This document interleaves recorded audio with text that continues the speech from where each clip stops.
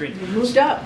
Moved up in the world. Much better from up here. The weather is much better from up there. The CPO released new projections for the current economy, and this fiscal year we're projected a deficit of 1.5 trillion. Last year was 1.4 trillion.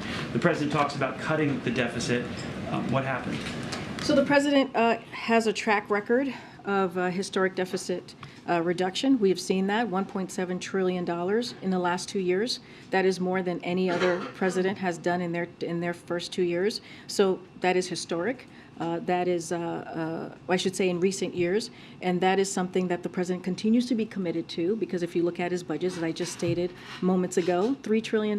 That's what he said he's going to cut the budget in the next 10 years, so he is committed to that. And if you look at the Inflation Reduction Act, if you look at other pieces of legislation, it actually helps to cut the deficit. So the president is committed. And if you, just to do a little deep dive on the budget, it cuts $200 billion in spending by strengthening Medicare's power to negotiate for lower prescription drug prices. It cuts $30 billion in spending on tax subsidies on big oil companies. It reduces the deficit by $100 billion by fully funding the IRS, so there are enough agents to thoroughly look at the taxes of billionaires and others. Reduces the deficit by more than $1 trillion by making billionaires and wealthiest pay their fair share. That's what we've put forward.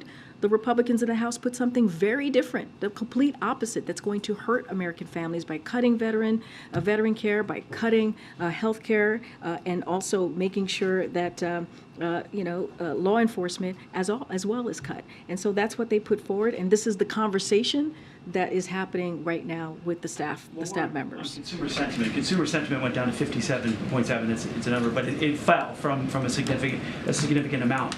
Is the president concerned going forward that consumers are getting less confident about the economy as we go into the end of the year? So a couple of things. I'm glad you asked that question. So the University of Michigan's release actually cites the threat of default as a reason for the full faith in consumer sentiment. So kind of to Weijie's question, they're paying attention, or someone who asked me a question about have we talked enough to the American people, they're actually paying attention.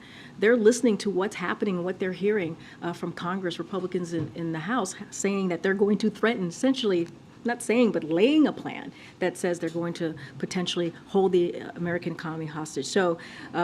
So the same way refusing to pay our bills would make a bank lose trust in you, Congress failing to pay our country's bills would make the world lose their faith in the United States. And that's what we're seeing from this particular University of Michigan's consumer sentiment. So does that number then make the president more likely to come to a deal on the debt ceiling?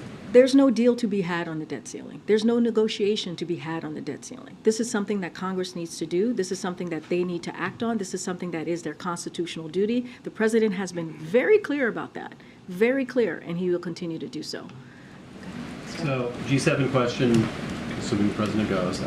Prime Minister Kishida said that one of the reasons... I heard that under your breath there. I'm assuming he's going. So, okay. The Prime Minister has said one reason he wants to hold the G7 in Hiroshima is to draw attention to the threat of nuclear weapons. I know there's likely going to be some sort of joint ceremony with the G7 leaders acknowledging this, but I'm wondering, as the leader of the country that made the decision to use an atom bomb there, is President Biden going to give any separate remarks or have any separate acknowledgement of events there? So, Scott, I appreciate your question. We'll have more to share and more to preview in the upcoming days. So look, the president and G7 leaders are expected to discuss a range of the most pressing global issues, including G7's unwavering support for Ukraine, addressing the dual food and climate crisis, securing inclusive and resilient economic growth, and continuing to lead a clean energy transition at home and for our partners around the world. As soon as we have more details to share of what his day-to-day is going to look like on this trip, we will certainly share that and likely hold background calls as well with some of our policy experts in the NSC to lay out the specifics.